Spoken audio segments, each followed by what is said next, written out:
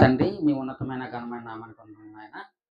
తండ్రి దేవ, మంచి సమయాన్ని మంచి అవకాశాన్ని తండ్రి మంచి సందర్భాన్ని బట్టి మీకు వందనం తెలియజేస్తున్నాం తండ్రి. ఇది మీ కుమార్తె తండ్రి సుగుణాంజలి తండ్రి పుష్కరణ సందర్భంగా తండ్రి మీ మాటలు వినిపించే భాగ్యాన్ని అవకాశాన్ని మీరు మాకు అనుగ్రహించినందుకు వందనములు దేవ. ఇక్కడ చెప్పబడుతున్న ప్రతి మాట తండ్రి ఎవరికైతే తండ్రి వింటున్నారో ప్రతి ఒక్కరూ తండ్రి జాగ్రత్తగా ఆలోచించుకునే విధంగా సహాయం అనుగ్రహించండి. ముఖ్యంగా తండ్రి ఈ మాటలు చెప్పబడుతున్న ప్రతి మాటను తండ్రి మీ కుమార్తె సుగుణాంజలికి తండ్రి బాగుగా అర్థమయ్యేలాగిన తండ్రి వివరించగలుగుటకు, అలాగే ప్రతి మాట తండ్రి తన హృదయంలో భద్రపరుచుకునేలాగన మీ యొక్క సహాయం మా అందరికీ అనుగ్రహించమని కృపను చూపమని, ఈ కార్యక్రమం ఆదరించేంత వరకు నాయన మీకు మహిమార్థంగా జరిగించుకున్నామని ఈ ప్రార్థన మీ కుమారుడు మా రక్షకుడైన యేసుక్రీస్తు వారి నామంన అడిగి వేడుకుంటున్నాను పరమ తండ్రి, ఆమేన్. ప్రియమైన దేవుని పిల్లారా, చక్కని విషయాలను మనం నేర్చుకుందాం. ఎందుకంటే మరి కుమార్తె పుష్పవతి అయిన సందర్భంగా కొన్ని దేవుడి మాటలు మనం వినాలి.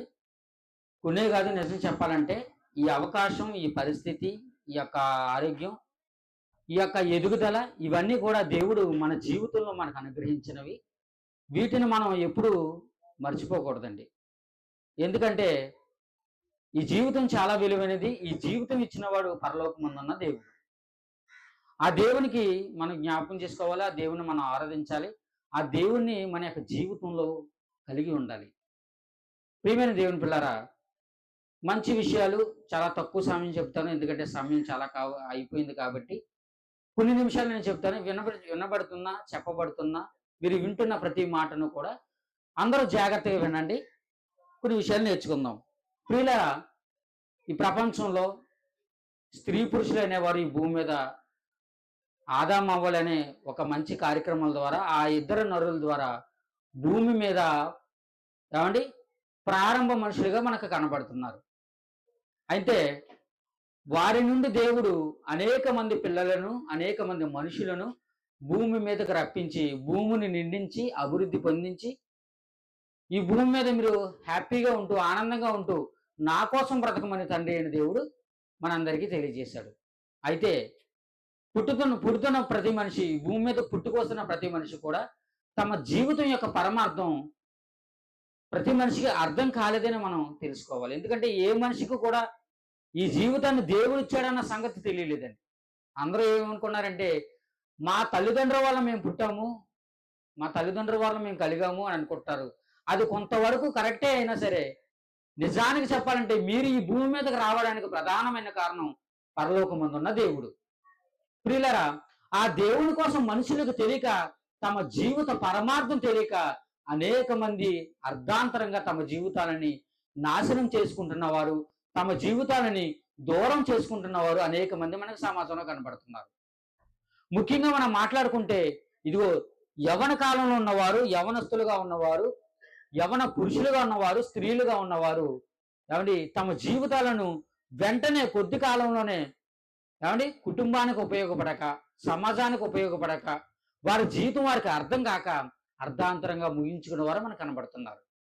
ఇక యవనస్తుల జీవితం ఎంత విలువైందో మనం తెలుసుకోవాలి. ఇప్పుడు ఒక స్త్రీ కోసం మనం మాట్లాడుకుంటే స్త్రీ జీవితం చాలా ప్రాముఖ్యమైనది. ప్రపంచంలో స్త్రీ జీవితం చాలా ప్రాముఖ్యమైనది. ఎందుకు ప్రాముఖ్యమైనది అంటే, ఒకనాడు ఆదాముడు దేవుడు ఏమంటే నేల మంటితో నిర్మించాడు. ఆయన పక్కటెముక నుంచి స్త్రీని తీశాడు. ఇక నుంచి నరులుగా పుట్టవలసిన వారు, నరులుగా భూమి మీదకి రావాల్సిన ఏ మనిషి అయినా సరే ఎవరి ద్వారా రావాలండి? స్త్రీ ద్వారా రావాలి. స్త్రీ ద్వారా రావాలి. మరలా దేవుడు ఏమండి మరలా దేవుడు వచ్చి ఆదామును చేసినట్టు మనం చేయలేడు. మరి ఆ ధర్మాన్ని ఎక్కడ పెట్టాడు? స్త్రీ గర్భంలో పెట్టాడు. అంటే స్త్రీకి దేవుడు ఎంత ఇంపార్టెన్స్ ఇచ్చాడు, ఎంత నమ్మకం కలిగి స్త్రీకి ఆ యొక్క బాధ్యతను అప్పగించాడు. చూడండి, మనం ఏదైనా ఒక పనిని ఎవరికైనా అప్పగిస్తున్నాం అనుకోండి, ఊరకనే ఎటువంటి బాధ్యత లేని వారికి అప్పగించమండి. ఎవరికి అప్పగిస్తాం? జాగ్రత్తగా జరిగించే వారికి, జాగ్రత్తగా ఆ బాధ్యతను నిర్వర్తించే వారికి ఆ యొక్క పనిని మనం అప్పగిస్తాం. ఎందుకని? వారైతే చక్కగా నిర్వహిస్తారు కాబట్టి, వారైతే ఆ పనిని జాగ్రత్తగా జరిగిస్తారు కాబట్టి వారికి అప్పగిస్తాం. పనిని ఎవరైతే బాగా జరిగించట్లేదో, ఎవరైతే చేసే ఆ కెపాసిటీ వారికి లేదో వారికి అప్పగించమండి. అలాగే దేవుడు కూడా ఈ యొక్క పరిస్థితిని, ఈ యొక్క బాధ్యతను స్త్రీకి అప్పగించాడు. ఏంటి ఆ బాధ్యత? ఇదిగో ఆమె గర్భంలో నవమాసాలు మోసి ఒక కుమారుని గాని కుమార్తెని గాని ఆమె ఏం చేయాలి? భూమి మీదకు తీసుకురావాలి. వారిని దేవునిలో కుటుంబ పరంగా సమాజానికి ఉపయోగపడంగా ఆ తల్లిదండ్రులు పెంచాలి. పురుషుడి బాధ్యత ఎంత ఎంత అలాగా ఉంటుందో, ఎంత విధంగా ఉంటుందో, ఎలాంటి బాధ్యత కలిగి ఉంటాడో అలాంటి ఎక్కువైన బాధ్యత ఎవరికి ఉంది? స్త్రీకి కలిగి ఉందండి. ఈ స్త్రీ తన జీవితాన్ని ఆరంభించినప్పుడు ఎలా ఉంటుంది? చాలా చిన్నదిగా ఆరంభిస్తుందండి. ఎంత అంటే ఒక బాల్య దశలో ఒక కూతురిగా ఉంటుందండి.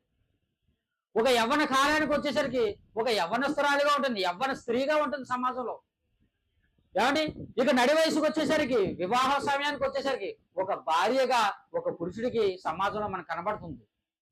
ఇక చివరి స్థానానికి వచ్చేసరికి ఒక బామ్మగా, ఒక తల్లిగా, మిగిలిన వ్యక్తులుగా ఏమంటే ఆ స్త్రీ మనకు సమాజంలో కనబడుతుంది. ప్రియమైన దేవుని పిల్లారా, అంటే దీన్ని బట్టి మనకు అర్థం ఏంటంటే ఈ స్త్రీ అనేకమైన బాధ్యతలు నెరవేరుస్తుంది తన జీవితకాలంలో అనేకమైన బాధ్యతలను నెరవేర్చుతుంది. ఈ బాధ్యతలు నెరవేరుస్తున్నప్పుడు ఆయా కాలంలో, ఆయా సమయాలలో దానికి దేవుని జ్ఞానం అనేది చాలా అవసరం. మీకు అర్థమవుతుందా బాగా? ఏ మనిషి ఏ పాత్రను పోషిస్తున్నా, ఏ మనిషి ఏ విషయాన్ని చెబుతున్నా, ఎటువంటి విషయాన్ని ఆలోచన చేస్తున్నా దేవుని జ్ఞానం అనేది మనకు అల్టిమేటం. మీకు అర్థమవుతుందా? దేవుని జ్ఞానం లేకపోతే మనం ఈ భూమి మీద ఎలా జీవించాలో, ఎలా నడుచుకోవాలో, ఎలా ప్రవర్తించాలో మనకు తెలియదండి. ఏంటంటే ఎంత మాట్లాడినారు? మాకు తెలియదు అంటారా? మేము బాగానే బతుకుతున్నాం కదా అని అనుకుంటారు. లేదు ప్రియులరా, లేదు. సరైన అవగాహన లేకపోతే, సరైన దేవుని జ్ఞానం మనకు లేకపోతే మనం దేవుని కోసం బ్రతకలేమండి. దేవుని కోసం ఉన్నతంగా మనం జీవించలేమండి. మీకు అర్థమవుతుందా? మనం ఉండలేము. అందుకే పరలోకమందున్న దేవుడు ఏమండి పిల్లలకి దేవుని జ్ఞానాన్ని ఎప్పటి నుంచి నేర్పించమన్నాడు? నీ బాల్య దినములనంటే నీ సృష్టికర్తను జ్ఞాపకం తెచ్చుకోమన్నాడు, స్మరణకు తెచ్చుకోమన్నాడు. నీ పిల్లలకు ఆ దేవుని జ్ఞానాన్ని చిన్నతనం నుంచే నేర్పించమన్నాడు. ఎందుకు చిన్నతనం నుంచి దేవుని జ్ఞానాన్ని నేర్పించమన్నాడు? ఎందుకంటే మీరు చిన్నతనం నుంచి అనేకమైన విషయాలు మీ పిల్లలకు నేర్పిస్తున్నారు. ఏ చేతితో తినాలో మీ పిల్లలకు నేర్పిస్తున్నారు. అమ్మ ఎడం చేతితో తినకూడదు, కుడి చేతితో తినని మీరు నేర్పించారు. ఎవరితో ఎలా మాట్లాడాలో మీరు నేర్పించారు. కానీ ఎలా చదువుకోవాలో, ఎలాంటి వస్త్రాలు వేసుకోవాలో, ఎలా నడవాలో ప్రతిదీ మీ పిల్లలకు మీరు నేర్పించారు. నేర్పకుండా వారికి రాలేదు. కానీ మీరు నేర్పించకపోతే దేవుని జ్ఞానం రాదు. ఇవన్నీ మీరు నేర్పించకపోతే పిల్లలకి ఎలాగైతే అలవాటు అవ్వదండి, వారికి రాదండి, వారికి తెలియదండి అని మీరు ఎలాగైతే అనుకుంటున్నారో, మీరు దేవుని జ్ఞానం కూడా వారికి నేర్పించకపోతే వారికి దేవుని జ్ఞానం తెలియదండి. ఏమంటే దేవుని జ్ఞానం తెలియకపోతే ఎటువంటి నష్టం వస్తుందో మీకు తెలుసా? చాలా నష్టాలు వస్తాయి. ప్రియమైన దేవుని పిల్లారా, ఆ బాల్య దశలోనే వారికి నేర్పించవలసిన విషయాలు మనం నేర్పించకపోతే వాడు భవిష్యత్తులో పెద్దవాడు అయినాక వాడు నాశనం అయిపోతాడు. చిన్నతనం నుంచి మీరు పిల్లల్ని స్కూల్కి ఎందుకు పంపిస్తున్నారు? మీ పిల్లల్ని ఎల్కేజీ అని, యూకేజీ అని, 1వ తరగతి అని, 2nd క్లాస్ అని, 3rd క్లాస్ అని ఇలాగ క్లాసులు దశల వారిగా ఎందుకు నేర్పిస్తున్నారు? ఇది ఒక వయసు వచ్చిన తర్వాత, ఒక పెద్ద వయసు వచ్చిన తర్వాత, ఒక డిగ్రీ చదివిన తర్వాత, ఒక పిహెచ్డీ చేసిన తర్వాత, ఒక పీజీ చదివిన తర్వాత మీ పిల్లవాడు అభివృద్ధి చెంది ఏం సాధించాలి? ఉద్యోగం సాధించాలి. లేదండి మా పిల్లవాడు ఇప్పుడు వరకు బాగానే ఉంటాడండి, పెద్ద అయిన తర్వాత ఉద్యోగం చేసేస్తాడండి, ఉద్యోగస్తాడా ఎవడన్నా? ఎవడు ఉద్యోగం ఎవడు? మీ పిల్లవాడికి ఉద్యోగం రావాలంటే చిన్నతనం నుంచి నేర్పించాలి. అంటే మీ పిల్లవాడు, మీ కుమార్తె కానీ, మీ కుమారుడు కానీ ఒక ఉన్నతమైన స్థానానికి వెళ్ళాలంటే మీరు ఏం చేయాలి? బాల్య దశలోనే మంచి పునాది వేయాలి. శరీర సంబంధమైన ఈ జానుడి పొట్ట కోసం పోషించుకోవడానికి ఇంత ఆలోచన మీరు కలిగి ఉన్నారే, మరి ఆమె జీవితం పరలోకానికి వెళ్ళాలి. ఈ భూమి శాశ్వతం కాదు కదా. ఈ జన్మనిచ్చిన దేవుని దగ్గర మరలా మనం తిరిగి వెళ్ళిపోవాలి కదా. ఆ దేవుని కోసం ఏ రోజైనా చెప్పావా నీ కుమార్తెకి? నీ కుమారుడికి ఏ రోజైనా ప్రకటించావా? ఏ రోజైనా తెలియపరిచావా? అందుకే దేవుడు అంటున్నాడంటే ఏమంటున్నాడు? ఇదిగో నీ పిల్లలకు నువ్వు చెప్పలేదు కాబట్టి ఇదిగో నీ బాల్య దినములందే నీ పిల్లలకు నా కోసం చెప్పు, నా గురించి చెప్పు. నా గురించి చెప్తే వారు ఎంత మంచి ఉన్నతమైన స్థానానికి వెళ్తారో నీకు భవిష్యత్తులో అర్థమవుతుంది. ప్రియమైన దేవుని పిల్లారా, ఈ రోజు ఈనాడు చూడండి, చిన్న పిల్లలు కానీ, నడి వయసులో ఉన్నవారు కానీ ఎటువంటి మాటలు కూడా వినేవారు మనకు కనిపించట్లేదు. సమాజంలో తల్లిదండ్రులని వృద్ధాశ్రమంలో కానీ మిగిలిన ప్రదేశాల్లో కానీ విడిచిపెట్టేవారు ఎందుకు విడిచిపెడుతున్నారు? దేవుని జ్ఞానం లేక, తల్లిదండ్రులు ఏడల భయభక్తులు కలిగి లేక. దేవుని జ్ఞానం నీ పిల్లలకి ఎప్పుడైతే నువ్వు నేర్పిస్తావో దేవుని యందు భయభక్తులు కలిగి ఉంటాడు. దేవుని యందు భయభక్తులు కలిగి ఉన్నవాడు తన తల్లిని తన తండ్రిని సన్మానిస్తాడు. ఈ విషయం మనుషులకు తెలియక బ్రతుకుతాడులే ఉంటాడులే అనుకుంటున్నారు. లేదు ప్రియులారా, లేదండి. దేవుని కోసం మనం ఉన్నతంగా బ్రతకాలి. ఒక స్త్రీ జీవితంలో ఆ యొక్క దశలో మారుతున్నప్పుడు చాలా ప్రాముఖ్యమండి. ఒక కూతురుగా ఉన్నప్పుడు చాలా హ్యాపీగా ఆనందంగా ఉంటుంది, ఆనందంగా తండ్రితో తల్లిదండ్రులతో కలిసిమెలిసి ఉంటుంది. కానీ అభివృద్ధి చెందుతుంది తర్వాత తన శరీరంలో అనేకమైన మార్పులు వస్తుంటాయి. ఇలా మార్పులు చెందుతున్న సమయంలో ఏమవుతుందండి? ఇది ఒక పుష్పవతిగా అవుతుంది. ఇలా అవుతున్నప్పుడు దానికి అది దేనికి సంకేతం అంటే ఏమండి, ఒక ప్రారంభానికి ఒక దశ ముగించింది, ఒక దశకి మరలా వెళ్ళిపోతుంది. బాల్య దశ అక్కడితో ముగించబడింది. ఇదిగో యవ్వన దశలోకి అడుగు పెడుతుంది ఆ స్త్రీ. ప్రియమైన దేవుని పిల్లలారా, ఇలా యవ్వన దశలోకి అడుగు పెడుతున్నప్పుడు ఏమండి, యవ్వనం అనేది చాలా ప్రమాదం ఉంది.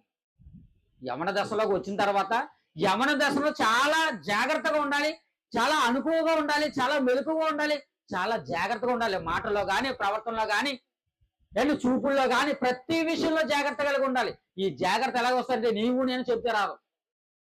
నీవు నేను 4 మాటలు చెప్పినంత మాత్రాన మీ పిల్లలకు జాగ్రత్త వస్తుంది అనుకుంటే పొరపాటు. ఎందుకంటే మీ దగ్గర ఆ మాటలు వింటారు, హ్యాపీగా ఉంటారు, మీ ఇంట్లో అందరూ బాగానే ఉంటారు. కానీ బయటికి వెళ్ళిన తర్వాత ఎలా ప్రవర్తించాలి, బయటికి వెళ్ళిన తర్వాత ఎలా మాట్లాడాలి, బయటికి వెళ్ళిన తర్వాత ఎటువంటి విధంగా నా యొక్క జీవితం ఉండాలని వారికి అర్థం కావాలంటే దేవుని వాక్యం చాలా ప్రాముఖ్యం అండి, చాలా ప్రాముఖ్యం. ఎందుకంటే యవ్వన దశలోకి వచ్చిన తర్వాత మన శరీరంలో అనేకమైన మార్పులు చెందుతాయి, మార్పులు వస్తాయి. ఇప్పుడు ఈ అమ్మాయి అనాలి, నా పిల్లండి, నా కూతురండి అని తల్లిదండ్రులు అనుకోవచ్చు. కానీ సమాజానికి ఎలా కనపడుతుంది? ఇప్పుడు ఒక యవ్వనస్తురాలుగా కనపడుతుంది, ఒక అమ్మాయిగా కనపడుతుంది. ఎందుకంటే ఈ దశ ఏమండి, బాల్య దశని దాటుకుపోయి యవ్వనంలోకి అడుగుపెట్టింది. ఈ దశ దాటిన తర్వాత మరలా వివాహంలోకి వెళ్ళిపోతుంది. మరలా వివాహం ఒక భార్యగా మారిపోతుంది, తర్వాత చివరిగా ఒక తల్లిగా మారిపోతుంది. అంటే ఈ దశలో మొదటి దశ ముగించుకున్నది, సెకండ్ దశకు వచ్చింది. ఇప్పుడు ఈ దశ చాలా చాలా ప్రాముఖ్యమైనది, యవ్వన దశ. యవ్వన దశలో అనేక మంది తప్పుడు అడుగులు వేసే ప్రమాదం ఉంది. మీకు అర్థమవుతుందా? దేవుని వాక్యం కూడా దీనికోసం చాలా విపులంగా వివరించింది. యవ్వన కాలంలో ఉన్న మనుషులు ఎలా ఉంటారో, ఎలా నడుచుకుంటారో, వారి యొక్క హావభావాలు ఏంటో, వారి మాటలు ఏంటో, వారి ఆలోచన విధానం ఏంటో ప్రతి దానిని దేవుడు చెప్పాడండి. ప్రతి దానిని దేవుడు చెప్పాడు. ప్రియమైన దేవుని వల్ల ఒక మంచి మాట చూద్దాం. సామెతల గ్రంథం ముందుగా యెషయా గ్రంథం చూద్దాం. యెషయా గ్రంథం 40వ అధ్యాయం, యెషయా గ్రంథం 40వ అధ్యాయం 30వ వచనం. యెషయా గ్రంథం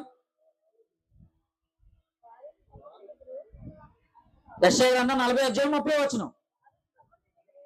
బాలురు సొమ్మసిల్లుదురు, అలయుదురు, యవ్వనస్తులు తప్పక తొట్టిల్లుదురు అన్నాడు. చూడండి ఏమండి, యవ్వనస్తులు ఏమైపోతారంట? తప్పకుండా తొట్టిల్లిపోతారంట, తప్పకుండా పడిపోతారన్నమాట. అంటే అక్కడ ఏమున్నదో, ఏం జరుగుతుందో, ఎటువంటి ప్రమాదం ఉందో వారికి అర్థం కాదు, వారికి తెలియలేదు. అలా తెలియలేనప్పుడు ఏమైపోతారు? పడిపోతారంట.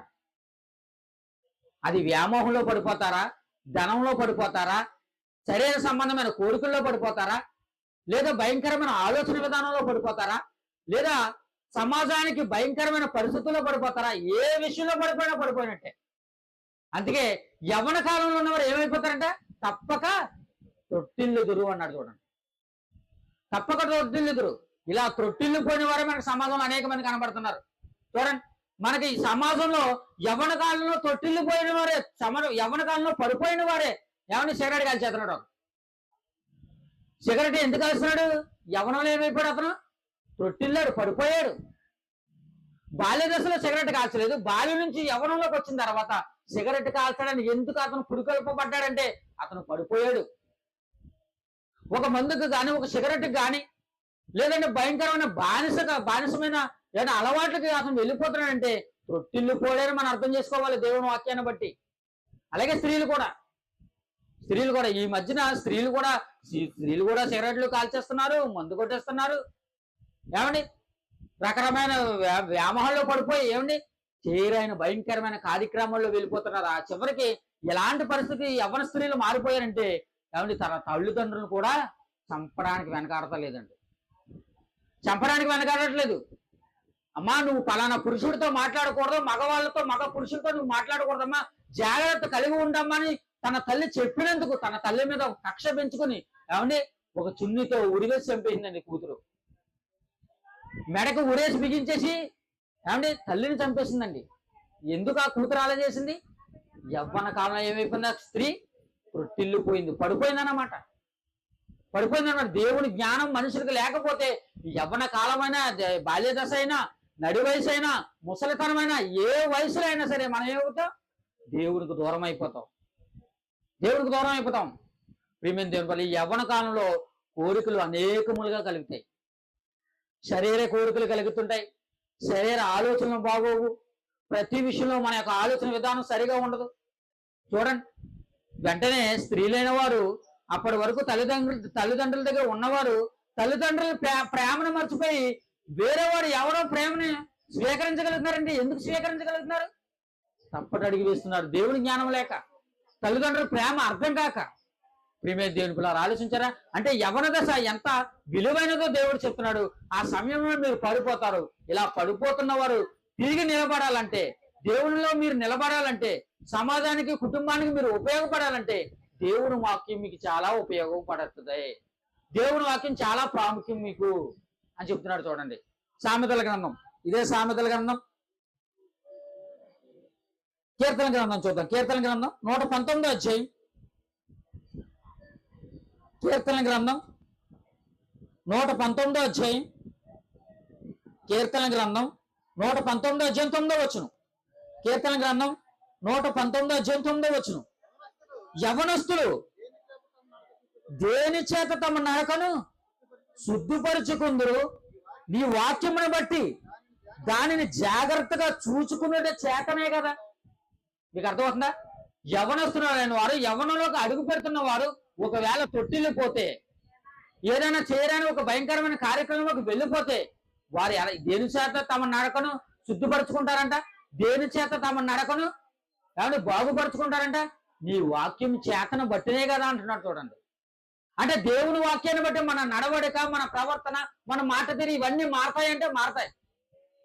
మీకు అర్థమవుతుందా? మీ పిల్లలకి మీరు ఆశ ఇవ్వకపోయినా పర్వాలేదు, మీ పిల్లలకు మీరు బంగారం ఇవ్వకపోయినా పర్వాలేదు, మీ పిల్లలకు మీరు ఏమండి అంతస్తులు ఇవ్వకపోయినా పర్వాలేదు, వస్త్ర వైద్యురాలు ఇవ్వకపోయినా పర్వాలేదు, కానీ దేవుని వాక్యం మాత్రం మీ పిల్లలకి ఇవ్వండి.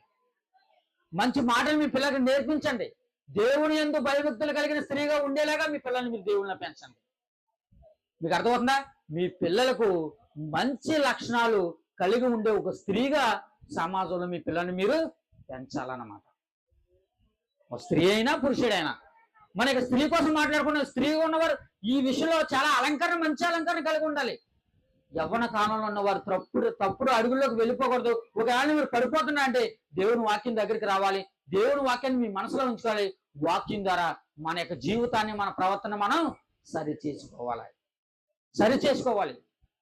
ప్రియమైన దేవుని పిల్లరా, ఈ వాక్యమే మన జీవితంలో లేకపోతే, ఈ వాక్యమే మన యొద్ద లేకపోతే మన జీవితం నాశనం అయిపోతుంది. బాల్య దశలో వాక్యం కావాలి, యవ్వన కాలంలో వాక్యం కావాలి. మీ యవ్వన దశలో మీరు వాక్యం కోసం మీరు బ్రతికితే, వాక్యం ద్వారా మీ యొక్క లక్షణాన్ని, మీ యొక్క ప్రవర్తన మీరు మార్చుకుంటే మీరు భవిష్యత్తులో ఒక మంచి భర్తకి, ఒక మంచి భార్య మీరు మారిపోతారండి. మీకు అర్థమవుతుందా? దేవుని వాక్యం మనకి ఎంత ఉపయోగపడుతుందో చూడండి. అందరూ వాక్యం ఉపయోగపడదని అనుకుంటున్నారు, కానీ వాక్యం ఎంత విలువైనదో, వాక్యం మన జీవితాన్ని ఎలా మారుస్తుందో నేను చెప్తున్నాను. చివరి దశకు మనం వచ్చేస్తున్నాం. ప్రియమైన దేవుని పిల్లరా, ఇక బాల్య దశలో దేవుని వాక్యం మన జీవితం బాగుపడుతుంది. యవ్వన కాలంలో చాలా ప్రాముఖ్యంగా దేవుని కోసం మనం నిలబడాలి. దేవుని కోసం మనం బ్రతికితే, మన లక్షణాలు, మన జీవితం అన్నీ బాగుంటే, దేవుని కోసం మనం బ్రతికితే ఒక మంచి భర్తకే మంచి భార్యగా మనం ఉంటామన్నమాట. ఈరోజు సమాజం మంచి భార్యలు కనబడుతున్నారా? మనకే మంచి భర్తలు కనబడుతున్నారా? కనిపించట్లేదు. ఎందుకు కనబడతలేదు? దేవుని వాక్యం లేక. చిన్న చిన్న విషయాలకు గొడవలు, చిన్న చిన్న విషయాలకు ఏమంటే ఇబ్బందులు, చిన్న చిన్న విషయాలకు కష్టాలు, చిన్న చిన్న బాధలను, కష్టాలను తట్టుకోలేక, సహనం లేక ఏమైపోతున్నారమ్మా? ఉరేసుకునేవాడు ఒకడు, ఏమంటే భర్తను చంపేసేవాడు ఒకడు, భార్యను చంపేసేవాడు ఒకడు, ఏమంటే విడాకులు తీసుకుని విడిపోయేవారు కొంతమంది. ఇవన్నీ ఎందుకు వస్తున్నాయమ్మా? ఎందుకు వస్తున్నాయి? దేవుని వాక్యం వారి వారి వారి యొక్క జీవితంలో లేక. మీకు అర్థమవుతుందా? భర్త ఒకవేళ చెడ్డవాడైనా, స్త్రీ భక్తి కలిగి ఉన్నదనుకోండి, దేవుని వాక్యాన్ని చేపట్టింది అనుకోండి, తన భక్తి ద్వారా భర్తను మార్చుకోవచ్చంట. తన యొక్క లక్షణాల ద్వారా, తన యొక్క సుగుణాల ద్వారా ఏమంటే తమ జీవితాన్ని, తన కుటుంబాన్ని కట్టుకుంటున్నాడు ఒక స్త్రీ. మీకు అర్థమవుతుందా? చాలా మందికి స్త్రీలైన వారికి ముఖ్యంగా దేని మీద ఆశ ఉంటుందండి? ఒకటి ధనం మీద ఉంటుంది, ఇవన్నీ కాకపోతే దేని మీద ఉంటుంది? అలంకరణ మీద ఉంటుంది. Very good. ఏమీ లేకపోయిన స్త్రీకి, ఎలాంటి స్త్రీకైనా సరే, చిన్న దాని నుంచి పెద్ద దాని వరకు ఎలాంటి స్త్రీకైనా దేని మీద ఆశ ఉంటుందండి? అలంకరణ మీద ఆశ ఉంటుందండి. అలంకరణ మీద ఆశ ఉంటుందండి. అలంకరణ చేసుకోకుండా ఏ స్త్రీ ఉండదు చూడండి కావాలంటే. అంటే ఈ రోజు బ్యూటీ పార్లర్లు కానీ, లేదంటే మిగిలిన కార్యక్రమాలు ఉంటున్నవారు కానీ, ఇవన్నీ సమయాన్ని ఎక్కువ దేనికి కేటాయిస్తున్నారు? కేటాయిస్తున్నారు. దేవుని వాక్యాన్ని కన్నా ఏమంటే అలంకరణకు తగిన సమయాన్ని ఇస్తున్నారు. ప్రియమైన దేవుని పిల్లారా, నిజానికి చెప్పాలంటే అలంకరణ చేసుకోవద్దని దేవుడు చెప్పలేదు. మీకు అర్థమవుతుందా? చాలా మంది ఏమంటారంటే, దేవుని వాక్యంలోకి వచ్చిన వారు, దేవుని అంగీకరించిన వారు, దేవుని సంఘంలో ఉన్నవారు అలంకరణ చేసుకోకూడదని చెవులు తీసేసేవారు, బొట్టులు తీసేసేవారు, ఏమంటే రకరకాలుగా ఉండేవారు చాలా మంది ఉంటారు. కానీ దేవుని ప్రియులారా, దేవుడు అలంకరించుకోవద్దని చెప్పలేదు. కానీ మీ అలంకరణ ఎలా ఉండాలంటే, ఎదుటి వారిని ఆకర్షించి వారిని ఇబ్బంది పెట్టేదిగా ఉండకూడదు. మీరు ఎవరిని దేనికోసం అలంకరించుకోవాలి? మీ అలంకరణ నీ భర్త కోసం అలంకరించుకో. మీకు అర్థమవుతుందా? అలంకరణ ఎందుకు అలంకరించుకున్నారు? అలంకరణ ఎందుకు చేసుకుంటారమ్మా? ఎదుటి వారికి అందంగా కనిపించాలనే కదా. ఎదుటి వారికి అందంగా కనిపించాలి. నేను అందంగా ఎదుటి వారికి కనిపించాలి, నన్ను చూసి అనేక మంది పొగడాలి, నేను వారందరి దృష్టిలో గొప్పదానిగా ఉండాలి అనే కదా చేసుకుంటారు అందరూ అలంకరణ. లిప్స్టిక్లు వేసుకున్నా, ఐబ్రోస్లు వేసుకున్నా, రకరకాల డిజైన్స్ తో ఏమండి వస్త్రాలు ధరించుకున్నా, రకరకాల వజ్రాలు, ఆభరణాలు, వైడూర్యాలు అన్ని మీరు ఇచ్చుకున్నా సరే, ఎందుకు ఇవన్నీ చేస్తున్నారంటే ఎదుటి వారి దృష్టికి మీరు అందంగా ఉండాలి. వారి దృష్టి, వారి కళ్ళు నా మీద పడాలి, నేను ఆకర్షింపబడాలి, వారు నన్ను చూసి నన్ను ప్రేమించాలి అనుకుంటారు. ప్రియమైన దేవుని పిల్లారా, ఈ వెలుపటి అలంకరణ ఏమండి కొంత మట్టుకు మంచిదే, కానీ అతిగా వెళ్ళిపోయింది అనుకోండి, ఈ అలంకరణ చాలా భయంకరం. ఈ అలంకరణ వల్లే అనేక మంది స్త్రీలను చాలా మంది ఏం చేస్తున్నారండి, పై రూపానికి అందంగా ఉండాలని ఎవరైతే కోరుకుంటున్నారో ఆ అలంకరణ చూసి మోసపోయేవారు అనేక మంది. స్త్రీలను చాలా మంది ఏమండి ఎందుకు మానభంగం చేస్తున్నారు? చాలా మంది ఒక ఆలోచన ఒక విధం అయితే, ఒక అలంకరణ కూడా ఒక్కొక్క కారణం అండి. మీకు అర్థమవుతుందా? వారి యొక్క అలంకరణ కూడా ఒక్కొక్క కారణం. వారు వేసుకునే వస్త్రాలు, వారు ధరించే ఆ యొక్క అన్ని ఆభరణాలు, ప్రతిదీ కూడా ఏమండి మనకు చాలా ఇబ్బంది కలిగిస్తాయి. ప్రియమైన దేవుని పిల్లారా, అలంకరణ అనేది బయట వారికి అందంగా కనిపించవచ్చు, దేవుడు చేసుకోమన్నాడు. కానీ ఆ అలంకరణ ఎదుటి వారి దృష్టిని పాడు చేసి కదా ఉండకూడదు అన్నాడు. ఒకవేళ నువ్వు అలంకరించుకున్నావా, నీ భర్త కోసం అలంకరించుకో, నీ భర్తను ఆకర్షించడానికి అలంకరించుకో. ఎదుటి వారిని ఆకర్షించడానికి నువ్వు అలంకరించకూడదు. మరి ఏం అలంకరణ ఉండాలి మనకి? ఎలాంటి అలంకరణ ఉండాలి? ప్రియమైన దేవుడు చెప్తున్న మంచి మాటను చూద్దాం. అందరూ మీ బైబిల్ దగ్గర తిమోతికి రాసిన మొదటి పత్రిక, తిమోతికి రాసిన మొదటి పత్రిక 2వ అధ్యాయం, తిమోతికి రాసిన మొదటి పత్రిక 2వ అధ్యాయం ముగించుకుందాం. తిమోతికి రాసిన మొదటి పత్రిక 2వ అధ్యాయం 9వ వచనం. తిమోతికి రాసిన మొదటి పత్రిక 2వ అధ్యాయం 9వ వచనం. మరియు స్త్రీలను అనుకోవయు స్వస్థ బుద్ధి గలవారే ఉండి తగు మాత్రపు వస్త్రము చేతనే గాని జడలతోనైనను, బంగారంతోనైనను, ముత్యములతోనైనను, మిగులు వెలగల వస్త్రములతోనైనను అలంకరించుకునక అన్నాడు. చూడండి, మీకు అర్థమవుతుందా? మీ అలంకరించుకోవద్దని దేవుడు చెప్పాడండి? అలా చెప్పలేదండి దేవుడు. దేవుడు ఏం చెప్పాడంటే, మీరు తగు మాత్రపు వస్త్రంతో మీరు అలంకరించుకోండి అన్నాడు. మీకు అర్థమవుతుందా? మీరు తగు మాత్రం వస్త్రాలు అంటే ఏంటి? చాలా మంది సమాధానం ఏం చెప్పారు, తగు మాత్రం వస్త్రాలు అంటే పొట్టుపొట్లు డ్రెస్ వేసుకోవడం అన్నారు. ఏమండి మీకు అర్థమవుతుందా? తగు మాత్రం వస్త్రం వేసుకోమనండి వారికి ఏమర్థమైంది? పొట్టుపొట్టులు డ్రెస్సులు వేసుకోవాలండి, స్లీవ్లెస్ వేసుకోవాలండి, ఇక్కడ దాకా స్కర్ట్ వేసుకోవాలండి, ఇలాంటి వస్త్రాలు ధరించుకోవాలని అనుకున్నారు. కాదు పిల్లరా, తగు మాత్రం వస్త్రములు అంటే మీ శరీరాన్ని కప్పుకోవడానికి ఏవైతే అవసరం అవే ధరించుకోండి అన్నారు.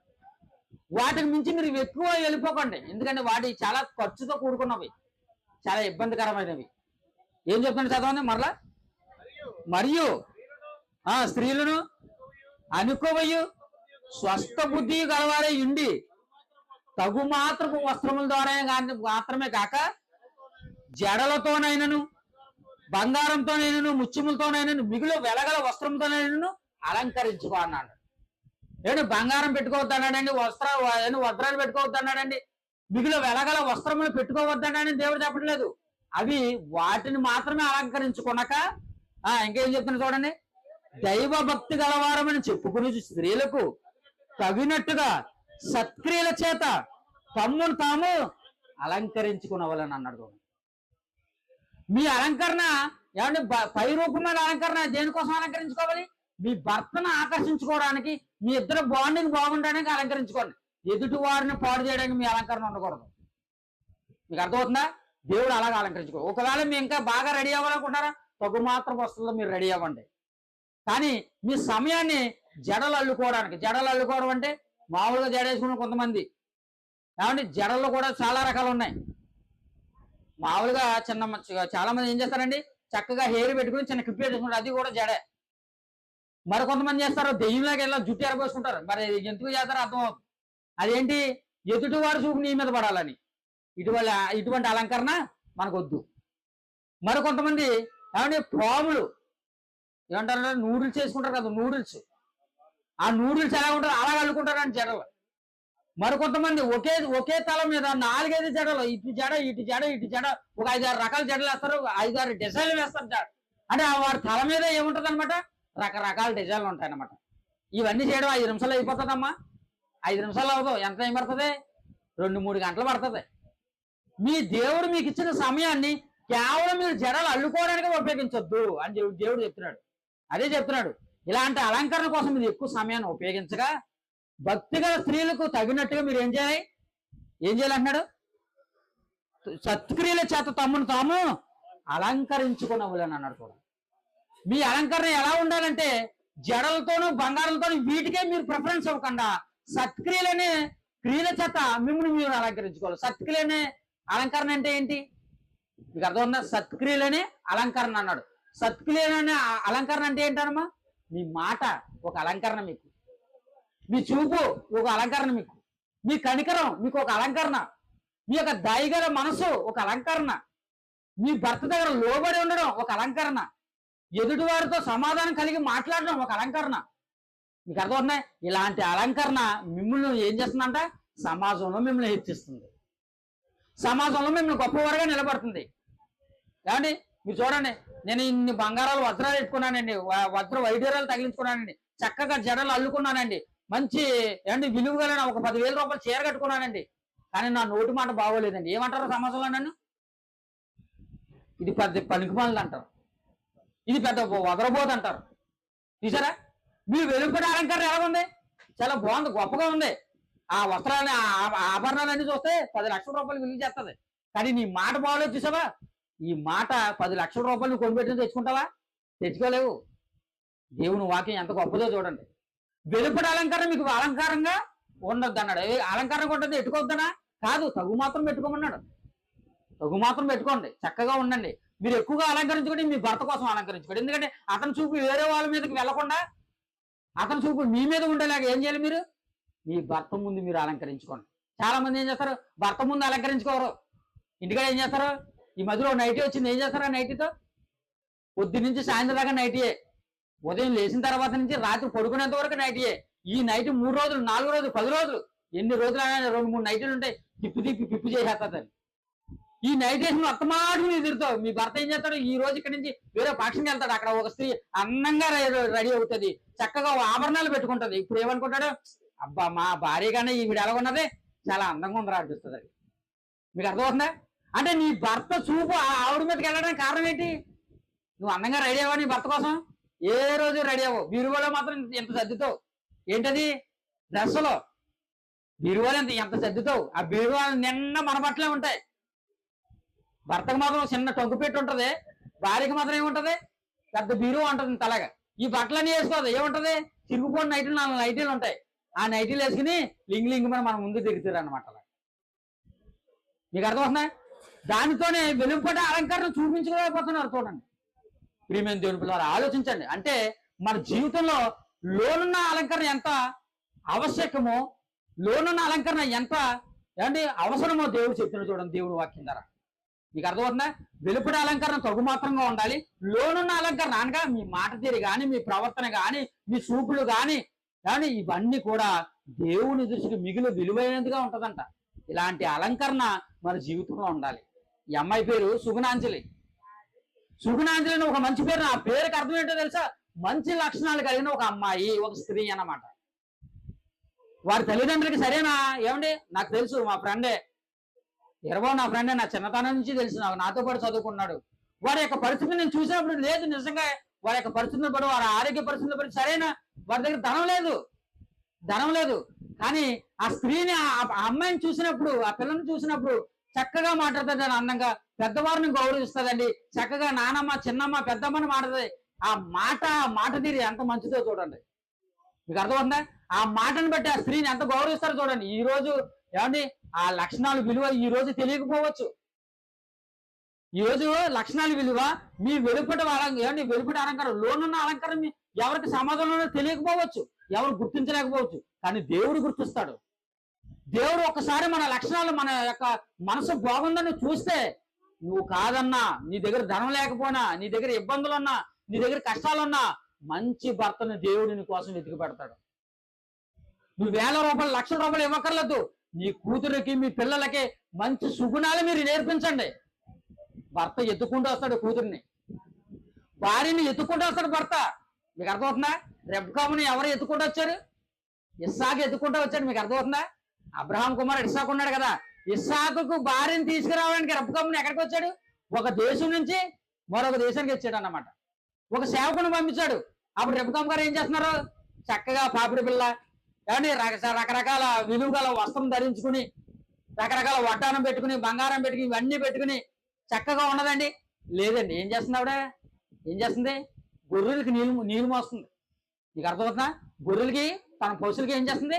నీళ్లు పెడుతుంది, పని చేస్తుంది. చక్కగా గుణవంతురాలకు ఉండవలసిన లక్షణాలు కలిగి ఇంటిలో చక్కగా పనిచేయకు మంచి అమ్మాయి అన్నమాట రెబ్కా. ఈ పని చేస్తున్నప్పుడు ఎవరు వచ్చారండి? ఎలియాజరు వచ్చాడు.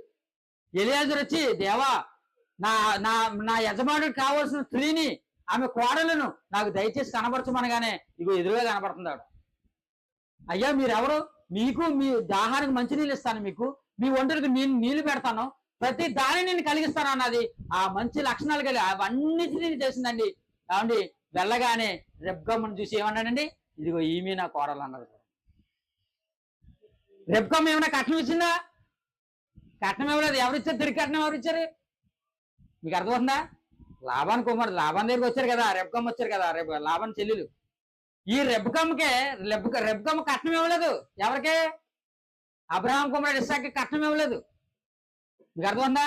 వాళ్ళే తిరిగి కట్నం ఇచ్చారు. ఎలియాజరు వచ్చి ఏం చేశాడు? ఒక పెద్ద కంపెనీ, ఒక కడియము బంగారంతో చేసినవి ఇవన్నీ కూడా ఆ రెబ్కమ్కి ఇచ్చి, ఇదిగో నా యజమానురాలకు సరైన మా కోడలు నువ్వే, నా యజమానుడైన కుమారుడికి సరైన భార్య నువ్వే నువ్వు నాకు కూడా రావాలమ్మా, దేవుడిని నిర్ణయించడం తీసుకువెళ్ళిపోయాడు. అంటే మన లక్షణాలు, మన జీవితం మనం బాగున్నప్పుడు, మంచి సుగుణాలు ఉన్నప్పుడు ఏమవుతుందండి? దేవుడు మన కోసం సిద్ధపరుస్తాడండి బహుమానం. మీ దగ్గర ధనం లేకపోయినా, ఏమీ లేకపోయినా మీ పిల్లలకు మంచి లక్షణాలు నేర్పించండి. అప్పుడు మీరు సమాజంలో, కుటుంబంలో ఒక మంచి స్త్రీగా, ఒక మంచి తల్లిగా, ఒక మంచి భార్యగా సమాజంలో ఉంటారు. చివరిగా ఒక మంచి మాట చూద్దాం. అందరూ మీ బైబిల్ తెరిచి పేతురు రాసిన మొదటి పత్రిక 3వ అధ్యాయం, పేతురు రాసిన మొదటి పత్రిక 3వ అధ్యాయం 3-4 వచనములు. పేతురు రాసిన మొదటి పత్రిక 3వ అధ్యాయం 3-4 వచనములు. జడలు అల్లుకున్నటయు, బంగారు నగలు పెట్టుకున్నటయు, వస్త్రము ధరించుకున్నటయు, వెలుపటి అలంకారం మీకు అలంకారముగా ఉండక సాధువైనట్టుయు, మృదువైనట్టుయు, ఉన్న గుణమును అక్షయాలంకారము గల మీ హృదయపు అంతరంగ స్వభావమును మీకు అలంకారంగా ఉండవలను. అది దేవుని దృష్టికి మిగులు విలువ కలిగినది. లోకంలో ఉన్న మనుషుల దృష్టికి ఏం విలువైంది? బంగారం, వజ్రాలు, వస్త్రాలు, జడలు, ఏమండి ఇవన్నీ లోనున్న పెయింట్ వేసుకుంటారు కదా, ఈ పెయింట్లు, రకరకాల మేకప్లు, ఇవే విలువ కలిగినవి. మీకు అర్థమవుతుందా? వారికి విలువైనవి, మనుషులకి విలువైనవి అవే. కానీ దేవుని దృష్టికి విలువైనవి ఏంటంట? వెలుపటి అలంకరణ కాక లోనున్న అలంకరణ ఏంటది? మృదువైనట్టు, సాధువైనట్టు, అక్షయ అలంకారం. లోనున్న వాడిని మీరు అలంకరించుకోవాలి. మృదువుగా మాట్లాడండి, చక్కగా మాట్లాడండి, దయ కలిగి ఉండండి, ప్రేమ కలిగి ఉండండి, మీ కుటుంబ సభ్యులతో మంచిగా ఉండండి. ఈ అలంకరణ మిమ్మల్ని ఏం చేస్తుందంటే ఉన్నతమైన స్థానానికి తీసుకువెళ్ళిపోతుంది. అదే దేవుని దృష్టికి ఎలా ఉందంట? మిగుల విలువైనదిగా దేవుని దృష్టి కనబడుతుందంట. ఇలాంటి అలంకరణ మనకు ఉండాలంట. లేదండి మేము అందంగా ఉంటామనండి, అందం ఎంతకాలం ఉంటుందమ్మా? బయట అలంకరణ ఎంతకాలం ఉంటుంది? ఇప్పుడు యవన కాలంలో ఉంది ఈ స్త్రీ ఏమండి, మంచి మంచి ఆభరణాలు పెట్టుకుందండి, బయట వాడికి అందంగా కనబడుతుంది, నిజమే. పెళ్లి చూపుడుగా అలంకరించుకుందండి, భర్తకు అందంగా కనిపిస్తుంది, నిజమే. కొంతకాలం అయిన తర్వాత కొన్ని సంవత్సరాలు అయిపోయిన తర్వాత ఏమండి వస్త్రాలు పెట్టుకుంటే అందం వచ్చేస్తుందా? రాదు. మీకు అర్థమైందా? ఓ 50 సంవత్సరాలు వచ్చేసింది శుభ్రాంజికి అనుకుందాం. 50 సంవత్సరాలు వచ్చిన తర్వాత ఎలా ఉంటుంది? వాళ్ళ నానమ్మలా ఉంటుంది. ఇప్పుడు వాళ్ళ నానమ్మ ఇప్పుడు పెట్టుకున్నాడు, వడ్డానం పెట్టుకుని, చెవులీలు పెట్టుకుని, బంగారం పెట్టుకుని, ఎన్ని పెట్టుకుని నేను అందగెత్తినంటే అవుతుందా? రాదు. చూసారా? వెలుపడే అలంకరణ ఎప్పటికైనా నాశనం అయిపోద్ది. కానీ లోనున్న అలంకరణ నిత్యము నిలుచుంటో చూడండి. ఆమెండి చిన్నప్పటి నుంచి ఇదే మాట మాట్లాడుతుందండి, చాలా మంచిదండి అంటారు. చూడండి, ఈ అలంకరణ మీకు ఒక్కసారి వచ్చేస్తే వెళ్ళిపోదు, ఇంకా చచ్చిపోయేంత వరకు ఈ అలంకరణ ఉంటుంది. ఈ అలంకరణ ఉంటుంది. ఎప్పటికైనా ఈ అలంకరణ చూసి మిమ్మల్ని చూసి అనేక మంది నేర్చుకుంటారు. ఈ అలంకరణ నాకు ఉండాలని కోరుకుంటారు. ఈ అలంకరణ కోసం అనేక మందికి చెబుతారు. ఈ అలంకరణ కలిగి ఉన్నందుకు వారు సంతోషపడతారు. ప్రియమైన దేవుని పిల్లరా, మీ కుటుంబ సభ్యులే కాదు, మీ పిల్లలే కాదు, సమాజంలో ఉన్నవారు కాదు, ఈ భర్త కూడా ఎంతో ఆనందపడతాడు. నీ పిల్లలు కూడా ఎంతో ఆనందపడతారు. మా అమ్మని అందరూ కూడా చాలా మంచిది అంటున్నారు అనుకుంటారు. ఎందుకు? ఒకనాడు నువ్వు యవ్వనంలో చాలా బాగున్నావు, దేవుని మాటలను బట్టి. భర్తగా ఉన్న తర్వాత నీ భర్త దృష్టిలో బాగున్నావు, కుటుంబంలో బాగున్నావు, నీ సమాజంలో బాగున్నావు, అందరి ఏడలు నువ్వు బాగున్నావు కనుక అందరూ ఏమంటారు? నిన్ను ఈ అలంకరణ చూసి చాలా గొప్పదండి అంటారు.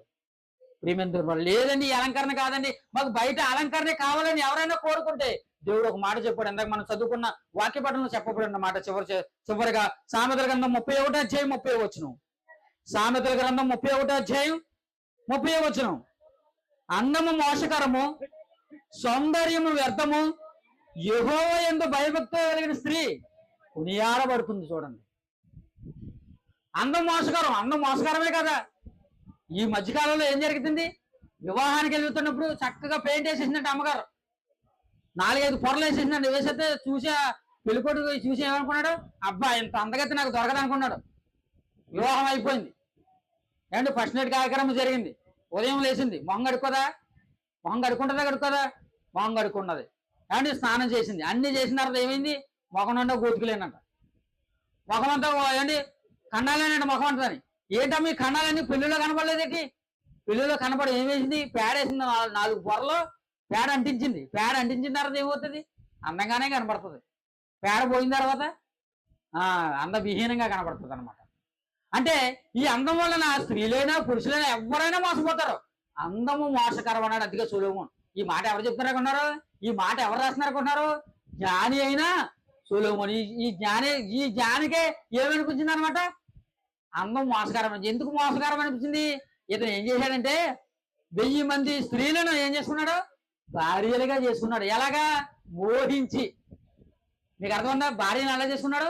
స్త్రీలను మోహించి, అబ్బా చూసి వెలుపడే అలంకారం చూసి అబ్బా భలే అందరూ అందంగానే చెప్పి నా భార్యగా చేసుకున్నాడు. ఈ భార్య నచ్చగా వేరొక భార్యను చూసి అబ్బాయి చాలా అందంగా ఉందని మళ్ళీ భార్యను చేసుకున్నాడు. ఇలా ఎంతమందిని చేసుకున్నాడు? 1000 మందిని చేసేసుకున్నాడు. 1000 మందిని చేసుకున్న తర్వాత అతనికి అర్థమైన సీన్ ఏంటి? అందం మోసకారం, సౌందర్యం వ్యర్థం అన్నాడు. చూడండి, అంటే 1000 మంది చేసుకున్న తర్వాత అయ్యగారికి ఏమర్థమైందంట? సొలొమోను గారికి, బాబు ఈ అందం మాత్రం చిన్నది కాదురా బాబు, చాలా మంది మోసం చేస్తుంది. ఎంతలా మోసం చేసిందంటే ఒక్క భార్యతో ఉండవలసిన నేను 1000 మందికి నన్ను తీసిపోయింది. మీకు అర్థమవుతుందా? ఇలాంటి చూపు కలిగినది వెలుపటి అలంకరణ ఎలాగా ఉంటది? అది ప్రతి మనిషిని మోసం చేస్తుంది. అందుకే దానికి నీవు నేను కూడా అతీతుడు కాదన్నమాట. మీకు అర్థమవుతుందా? దానివల్ల నువ్వు మోసపోతావు. భార్య అందంగా ఉందని వివాహం చేసుకున్నాడు అండ్ ఒక ఆవిడ నిత్య పెళ్లి కూతురని పేపర్లో వేస్తారు. ఏంటి నిత్య పెళ్లి కూతురు? 7గురిని పెళ్లి చేసుకుందంట. ఏడుకి నెల పెళ్లి చేసుకున్నామమ్మా, ఈ రోజు పెళ్లి అయింది, 3 రోజులు అయింది. 3 రోజులంతా ఫస్ట్ నైట్ కార్యక్రమం జరిగిపోయిన తర్వాత భర్త ఏం చేస్తాడండి? భార్యని నమ్ముతాడు కదా, భార్యని ప్రేమిస్తాడు కదా. వాళ్ళ ఇంట్లో ఉన్న బంగారం ఎక్కడ ఉంది, డబ్బులు ఎక్కడ ఉన్నాయి, అతనికి ఉన్న ఆస్తుపదులు ఏమేమి ఉన్నాయి, ఎవరి దగ్గర ఉన్నాయి, అవి ఎవరి ఆధీనంలో ఉన్నాయి, అన్ని తెలుసుకున్నది. తాళాలు గుర్తు అందుకున్నది. ఏమంటే రాత్రి సర్దేసింది.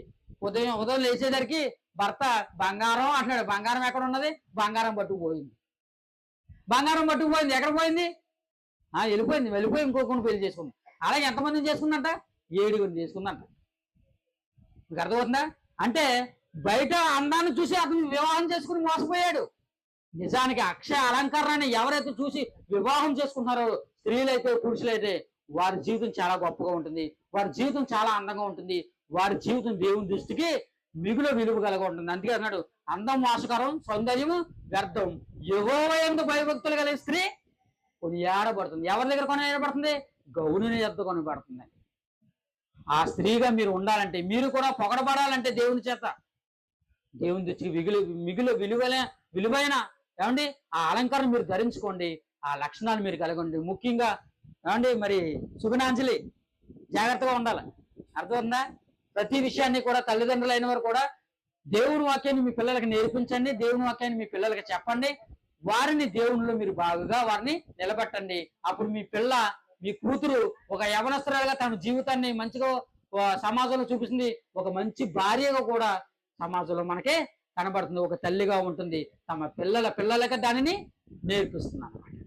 ఈ మాటలు విన్న మీ అందరికీ కూడా మన ప్రభువైన యేసుక్రీస్తు వారి పేరిట మరొకసారి నా స్వభావం తెలియజేస్తూ ఈ మాటలు ముగిస్తున్నాను. కళ్ళు మూసుకున్నట్లయితే ప్రార్థన చేసుకుందాం. మహాలోకంలో కలిగి ఉన్నాం తండ్రి, మాకు పరలోకమందు మా కన్న తండ్రి, మీ ఉన్నతమైన ఘనమైన నామానికి వందనములు దేవా. తండ్రి, విలువైన మాటలను సమయంలో ఈ యొక్క కార్యక్రమం తండ్రి నేను తెలియపరిచాను తండ్రి. విన్న ప్రతి మాటను తండ్రి నీ కుమార్తె సుగుణాంజలి తండ్రి తన హృదయంలో భద్రపరుచుకున్న తండ్రి, ఎటువంటి ఆలోచనకు చెడు ఆలోచన తాగిపోకుండా తండ్రి మీ వాక్యంలో తండ్రి ఆమెను భద్రపరిచి మీ వాక్యం వేడల తండ్రి ఆ కుమార్తెకి తండ్రి ఆసక్తి కలిగించి ప్రతి విషయంలో మీరు తోడైన సహాయం అనుగ్రహించమండి. ఆమె జీవితాన్ని ఆమెను మార్చుకునేలాగా సహాయం అనుగ్రహించండి. ముఖ్యంగా తల్లిదండ్రులకు మీ యొక్క జ్ఞానాన్ని అనుగ్రహించి తండ్రి వారి పిల్లలకి ఏవైతే చెప్పాలో ప్రతి విషయాన్ని తెలియపరచమని ఈ యొక్క కృపను చూపమని తండ్రి ఈ ప్రార్థన మీ కుమారుడు మా రక్షకుడైన యేసుక్రీస్తు వారి నామమున అడిగి వేడుకొచ్చున్నాను పరమ తండ్రి. ఆమేన్. అందరికీ వందనములు.